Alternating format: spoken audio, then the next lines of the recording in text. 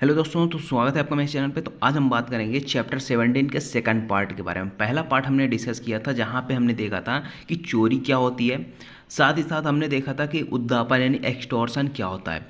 अब आज के सेशन में हम डिस्कस करेंगे कि लूट क्या होती है और दूसरा डकैती क्या होती है, यानी कि जो आपका चोरी था वो लूट में कब कन्वर्ट होगा, उद्दापन कब लूट में कन्वर्ट होगा, साथ ही साथ अगर लूट हो रही तो लूट डकैती में कब कन्वर्ट होगी। तो इन सभी की चीज़ों के बारे में हम डिस्कस करने वाले हैं आज के सेशन में। तो बने रहे इन तक हमारे साथ। चलिए स्टार्ट करते हैं आज का सेशन। इस वीडियो को लाइक करें, हमारे चैनल को सब्सक्राइब कर बेल आइकन जरूर प्रेस करें हमारी न्यू वीडियो सबसे पहले देखने के लिए। देखिए, अब चैप्टर 17 जो है धारा 303 से स्टार्ट होता था। तो 303 से 308 तक के प्रोविजन हमने कवर किए हैं। आज के सेशन में डिस्कस करने वाले धारा 309 से। तो धारा 309 लूट के बारे में बात करती है, ठीक है। अब यहाँ पे देखिए, चोरी और उद्दापन में हमने जो डिफरेंस देखना था वो हमने पिछले लेक्चर में देख लिया था। अब यहाँ पे बात करें धारा 309 की। धारा 309 पहले कहाँ पे था? धारा 390 392 से लेकर 394 तक ये लूट से संबंधित सारे प्रावधान को एक धारा में धारा 309 में कर दिया गया है। तो अब बेसिकली बात करें अगर लूट की, तो लूट की जो आवश्यक तत्व है, मेन इंग्रेडिएंट्स क्या होने चाहिए इसके लिए, तो सबसे पहला चीज़ कि चोरी या उद्दापन के सभी तत्व होने चाहिए। अगर चोरी को लूट में कन्वर्ट करवाना है, ठीक है, किसको? चोरी को अगर लूट में कन्वर्ट करवाना है तो चोरी के आवश्यक तत्व होने चाहिए, साथ ही साथ कुछ अतिरिक्त तत्व होने चाहिए। उसी तरह से अगर उद्दापन को अगर लूट में कन्वर्ट करवाना है तो लूट में कब कन्वर्ट होगी? जब इसके उद्दापन के सारे इंग्रेडिएंट्स हो, चाहे सारे आवश्यक तत्व होंगे, और साथ ही साथ इसके साथ एक और चीज़ होगी अतिरिक्त तत्व। कौन सा? लूट में हिंसा होना। यानी कि जब चोरी या फिर उद्दापन में अगर हिंसा की जाती है तो वहाँ पे क्या आ जाएगा? वहाँ पे आ जाएगा आपका लूट बन जाता है। तो जैसे ही हिंसा शब्द जुड़ता है तो क्या हो जाएगा? वो लूट हो जाएगा। अब जो लूट है, लूट में हिंसा के देखिए कि निम्न चार उद्देश्यों में से किसी एक के लिए हिंसा का प्रयोग किया जाना। अब जब हिंसा की जाती है तो क्यों की जाती है? अगर चोरी हो रही है मान लीजिए, तो चोरी करने के लिए हिंसा की जाती है कि आप चोरी कर रहे हो और उसमें हिंसा करना। चोरी करते हुए यानी कि आप चोरी कर रहे हो, ठीक है ना, ये तो चोरी की पहले की है, आपने तैयारी वगैरह कर ली, उसके बाद हिंसा करने की। उसके दूसरा आता है चोरी करते हुए, यानी चोरी कर रहे हो उस टाइम पे अगर कोई व्यक्ति आया उसके साथ हिंसा कर रहे हो, मारपीट कर रहे हो।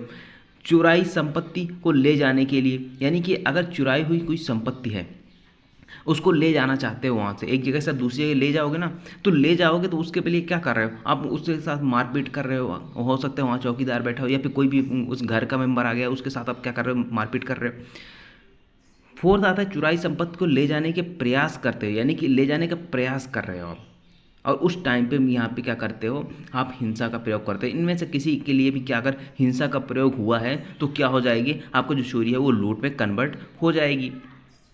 ये तो सामान्य उद्देश्य जनरल सी बात थी। अब यहाँ पे देखिए, अब बेयर एक्ट की बात करें तो बेयर एक्ट में सभी प्रकार के लूट में या तो चोरी होगी या उद्दापन होगा। ये पहला पॉइंट यहाँ पे कहता है। पहला पॉइंट क्या कहता है कि अगर कोई भी अगर लूट हो रही है, ठीक है, अगर कोई भी लूट हो रही है तो वहाँ पर या तो क्या होगा? या चोरी होगी या फिर उद्दापन होता है, और यही दोनों क्या बन जाते हैं? यही आगे चल के लूट बन सकते हैं। तो अब यहाँ पे देखिए दूसरा क्या कहता है, चोरी कब लूट है, यानी कि अगर चोरी को लूट बनाना है तो ये कब लूट कहलाएगी? तो यहाँ पर अब क्या कहता है कि चोरी करने या करने के प्रयास में, या चुराई संपत्ति ले जाने या ले जाने के प्रयास में।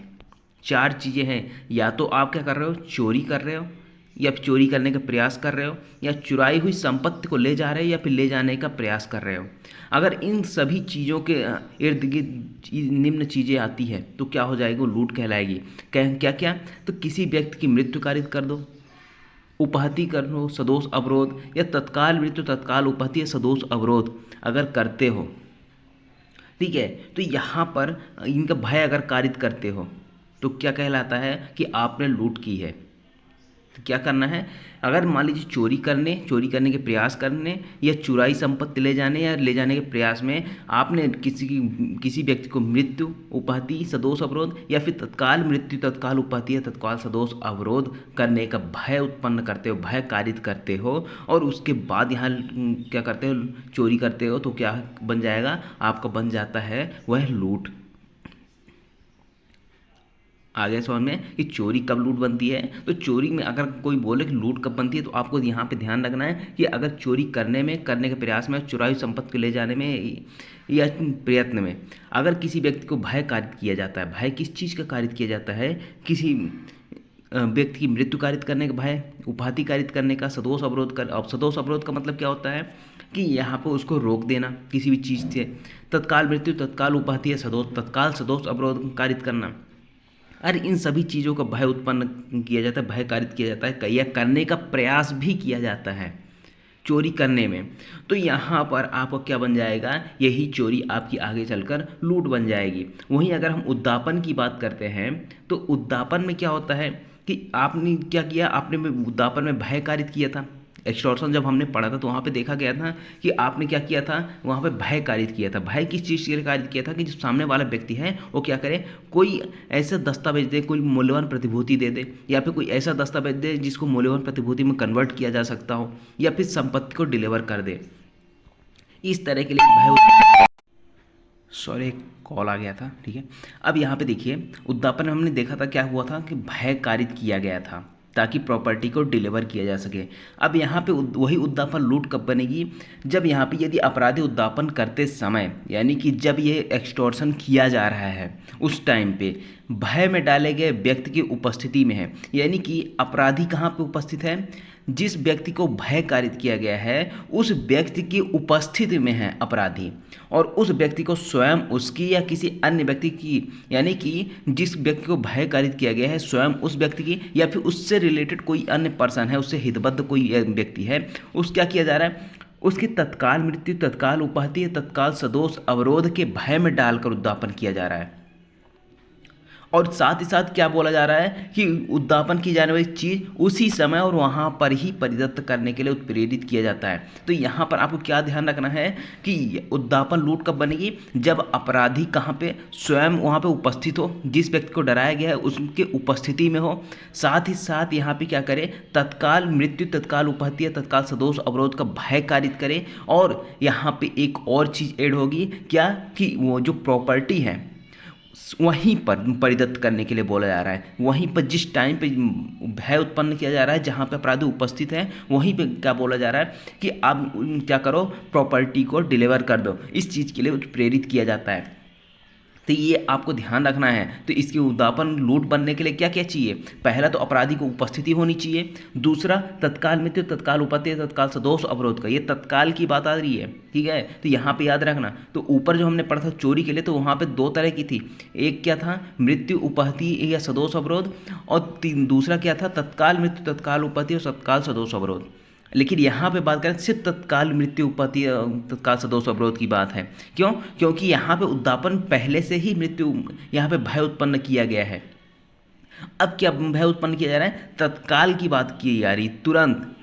तो यहाँ पे इंस्टेंट अगर डेथ की बात आती है, इंस्टेंट यहाँ पे हर्ट की बात आती है, या फिर रॉन्गफुल स्टैंड की बात आती है, तो यहाँ पर क्या किया जा रहा है, साथ ही साथ वहीं पे परिदत्त करने की, प्रॉपर्टी वहीं पर डिलीवर करने के लिए, उसी टाइम पे जिस टाइम पे भय उत्पन्न किया गया है और जहाँ पे उपस्थित है वहीं पर अगर डिलीवर करने की बात आती है, तो ये क्या बन जाता है, आपका जो एक्सटॉर्शन है वो आपकी बन जाएगी रॉबरी, यानी कि लूट बन जाती है। अब यहाँ पे स्पष्टीकरण देखिए, स्पष्टीकरण यहाँ पे क्या कहता है, अपराधी का उपस्थित होना यह कहा जाता है यदि वह उस अन्य व्यक्ति को तत्काल मृत्यु के, तत्काल उपाधि, तत्काल सदोष अवरोध को भय में डालने के लिए पर्याप्त रूप से निकट हो। अब यहाँ पे ऐसा जरूरी नहीं है कि यहाँ पे मान लीजिए ए है और कुछ दूरी पर बहुत यहाँ पे बी खड़ा हुआ है। अब बी ने क्या है, डराया धमकाया है किसको, ए को। अब यहाँ पे ये दूरी तो है, अब तो तुरंत यहाँ पे नहीं हो सकती, लेकिन यहाँ पे क्या है, ये बी बंदूक लेके बैठा है, यहाँ पे क्या कर सकता है, डेथ कारित कर सकता है, सीधा गोली मार सकता है। इसलिए यहाँ पर भी पर्याप्त माना जाएगा कि हाँ उपस्थित ही है, ठीक है, यहाँ पे दूरी नहीं माना जाएगा क्योंकि सामने से है, यानी कि मान लीजिए दूसरे बिल्डिंग में भी है और यहाँ पे डायरेक्ट यहाँ पे निशाना लगा के रखा हुआ है बंदूक से, तो ये भी हो सकता है ना, तो यहाँ पे भी उपस्थिति इसको माना जाएगा। ये है आपका उद्दापन कब लूट बनती है। अब यहाँ पे देखिए एग्जाम्पल है, एग्जाम्पल क्या कहता है कि का या को दबोच लेता है, यानी कि जो जेड है, ठीक है, ये जा रहा होता है। अब यहाँ पे ए आया, अब ए ने क्या किया, इसको दबोच लिया, यानी पकड़ लिया।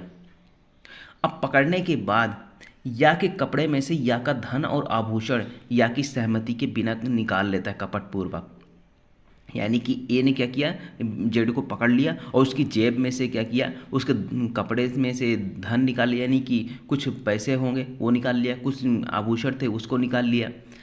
और कैसे निकाला, सहमति के बिना निकाला। अगर ये सहमति के बिना निकाल रहा है तो ये क्या कहलाएगा, क्या ये चोरी कहलाएगी या फिर लूट कहलाएगी।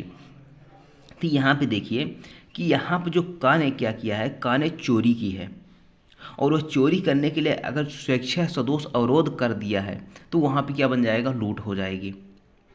तो कुल मिला के यहाँ पे बात क्या हुई, यहाँ पे क्या किया कि चोरी क्या हुई, कन्वर्ट हो गई किस में, लूट में कन्वर्ट होगी। कि यहाँ पे क्या किया कि सहमति के बिना कपटपूर्वक उसके कपड़े में से धन निकाल लेना, तो ये क्या हुआ, इस चोरी होगी। और वहाँ पे क्या किया, सदोष अवरोध किया, उसको रोका, इसलिए क्या बन गई, यही लूट बन गई, आपकी लूट में कन्वर्ट हो गई।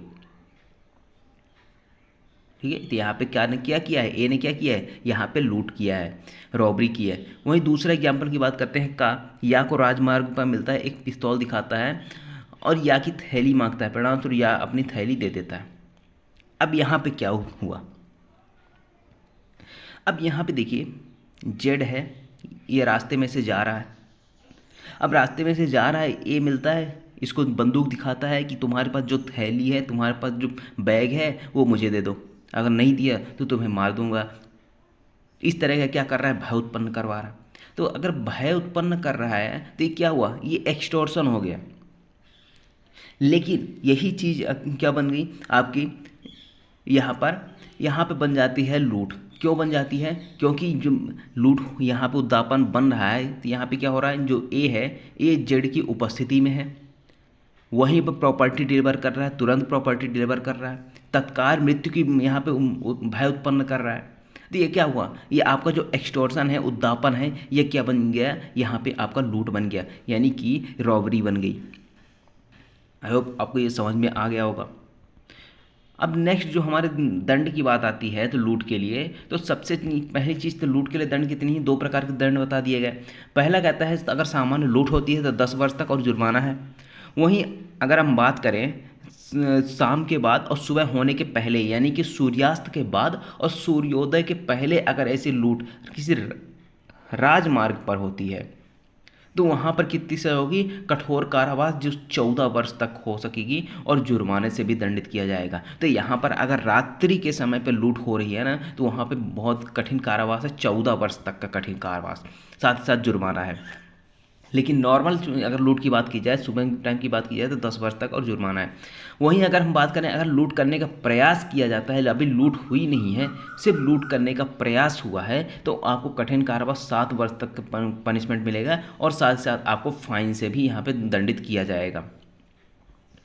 उसके बाद तीसरा आपका जो दंड आता है वो कहता है कि लूट करने या प्रयत्न करने में स्वेच्छा उपहति करने पर, यानी कि आपने लूट की या फिर लूट करने का प्रयास किया, साथ ही साथ आपने क्या कर दिया, कोई हर्ट कॉज कर दी, हर्ट कारित कर दिया, ठीक है ना, उपहति कारित कर दी, तो आपको आजीवन कारावास तक भी सजा हो सकती है या फिर 10 वर्ष कठिन कारावास और जुर्माना। ये परिस्थितियों पर डिपेंड करता है कि आपने अपराध किस सिचुएशन में किया, किस तरह से किया है, उसके अनुसार यहाँ पे पनिशमेंट डिसाइड किया जाएगा और न्यायालय के ऊपर डिपेंड करता है। आगे बात समझ में, तो यहाँ पर ये हो गया आपका लूट। आई होप आपको पूरा लूट समझ में आ गया होगा। अब बात करें अगर डकैती की, ठीक है, तो डकैती में अब यहाँ पे देखिए, आप देखते होंगे पेपर में पढ़ते होंगे, पेपर में क्या पढ़ते हैं कि 2 लोगों ने बैंक में क्या की, डकैती डाली, 2 लोग एटीएम में घुसे और वहाँ पे डकैती डाल दी। अब यहाँ पे 2 लोग यहाँ पे डकैती नहीं डाल सकते, ठीक है, तो यहाँ पे क्या है कि अगर अगर लूट को डकैती बनानी है तो कम से कम यहाँ पे 5 व्यक्ति होने चाहिए और 5 से अधिक या फिर 5 से अधिक होने चाहिए। तो ये क्या बनेगी, ये डकैती बनेगी। तो यहाँ पे देखिए, जब 5 या अधिक व्यक्ति संयुक्त होकर लूट करते हैं, यहाँ पे क्या किया जा रहा है, यहाँ पर भी लूट किया जा रहा है, लेकिन किसके द्वारा किया जा रहा है, 5 या अधिक व्यक्ति। अगर 5 से कम है तो ये क्या बन जाएगी, ये लूट रहेगी। लेकिन अगर 5 से अधिक हो जाते हैं व्यक्ति तो वो क्या बन जाएगी, वो आपकी डकैती बन जाएगी। आगे बात समझ में। या फिर मान लीजिए 3 लोग यहाँ पे क्या करने का प्रयत्न करते हैं, या फिर जो लूट में सहायता करते हैं प्रत्येक व्यक्ति। अब मान लीजिए 3 व्यक्ति ने क्या किया, डकैती डाली, और 2 व्यक्ति बाहर खड़े रहकर उनकी सहायता कर रहे हैं। एक गाड़ी में बैठा है, एक देख रहा है कोई आ तो नहीं रहा है। इस सारी चीज़ यहाँ पे उनकी एक प्रकार से सहायता कर रहे हैं। तो यहाँ पर भी क्या माना जाएगा कि जो जिन्होंने सहायता की है वो भी क्या है, वो डकैती डाली है उन्होंने। तो यहाँ पर प्रत्येक जो व्यक्ति हैं, चाहे सहायता करते हैं, लूट में मदद करते हैं, तो वो सभी व्यक्ति क्या करेंगे, उन सभी व्यक्तियों को डकैती के लिए पनिशमेंट मिलेगी। तो यहाँ पे माना जाएगा कि उन्होंने क्या किया है, वहाँ पे डकैती डाली है। तो आपको सिंपल सी बात याद रखनी है कि लूट को अगर डकैती में कन्वर्ट करना है तो 5 या 5 से अधिक व्यक्ति होने चाहिए। अगर 5 से कम व्यक्ति हुए तो क्या हो जाएगा, वो लूट मानी जाएगी। अब यहाँ पे अगर पनिशमेंट की बात आती है, तो डकैती के लिए दंड की बात आती है तो आजीवन कारावास या 10 वर्ष कठिन कारावास, और यहाँ पे जुर्माने से भी दंडित किया जाना है। तो ये आपके पनिशमेंट हैं। तो चोरी का जो आपने देखा, चोरी का एग्रीवेटेड फॉर्म कौन सा है, आपका लूट हो गया। लूट का भी एग्रीवेटेड फॉर्म कौन सा होता है, आपका डकैती हो गई। अभी बात समझ में ये होगी। अब यहाँ पे देखिए, अब डकैती आपने की, लेकिन आपके समक्ष कोई आया, आपने बंदूक लिया हुआ था और आपने क्या किया, सामने वाले की हत्या कारित कर दी। या फिर अगर 5 लोग हैं, 5 लोगों में से किसी ने भी, अगर मान लीजिए ABCDE, ठीक है ना, ABCDE, ये 5 लोग हैं। अब 5 में से C नाम का बंदा आता है, C ने क्या किया, डकैती के दौरान F नाम के व्यक्ति की हत्या कर दी। तो ये हत्या के लिए ना सभी दंडित किए जाएंगे कि डकैती के दौरान इन्होंने क्या की है, हत्या की है। तो यहाँ पर मृत्यु से दंडित किया जा सकता है, मृत्यु कारण से हो सकता है, या फिर आजीवन कारावास या 10 वर्ष कठिन कारावास और जुर्माना भी हो सकता है। तो ये सबसे ज़्यादा एग्रीवेटेड फॉर्म है कि डकैती के दौरान हत्या हो जाना। तो यहाँ पर मृत्यु दंड का भी प्रावधान किया गया है। अब वहीं अगर बात करें डकैती की तैयारी करना, आपने डकैती नहीं डाली, सिर्फ आपने क्या किया, प्रिपरेशन की है डकैती की, तो आपको 10 वर्ष कठिन कारावास और जुर्माना, यानी 10 वर्ष से नीचे है ही नहीं। एक पनिशमेंट और है यहाँ पे, डकैती की प्रयोजन से एकत्रित होना। तो यहाँ पर आपको क्या, 7 वर्ष का कठिन कारावास और जुर्माने से दंडित किया जाएगा।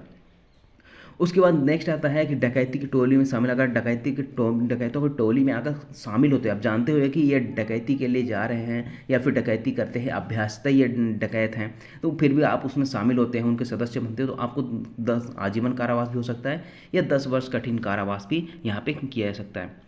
अब वहाँ पे नेक्स्ट आता है आपका धारा 311, आपका जो सेक्शन 397 हुआ करता था आईपीसी में। अब ये जो तीनों सेक्शन हैं यहाँ पे आपका एडीपीओ में पूछा गया है, ठीक है।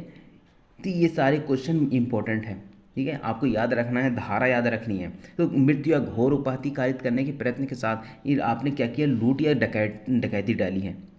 आपने क्या किया है, आपने लूट या फिर डकैती डालने तो गए, लेकिन आपकी प्रिपरेशन क्या थी कि मृत्यु या घोर उपाधि कारित करने के प्रयास के साथ, कि आप मृत्यु या घोर उपाधि भी कारित करोगे। तो यहाँ पे 7 वर्ष से कम का पनिशमेंट यहाँ पे नहीं होगा। जुर्माने की बात यहाँ पे नहीं की गई है, जुर्म सिर्फ यहाँ पे बताया गया कि 7 वर्ष से कम का नहीं होगा। उसके बाद धारा 312 जो आपका 398 हुआ करता था, तो यहाँ पे क्या है कि घातक आयुध से सज्जित होकर लूट या डकैती करना।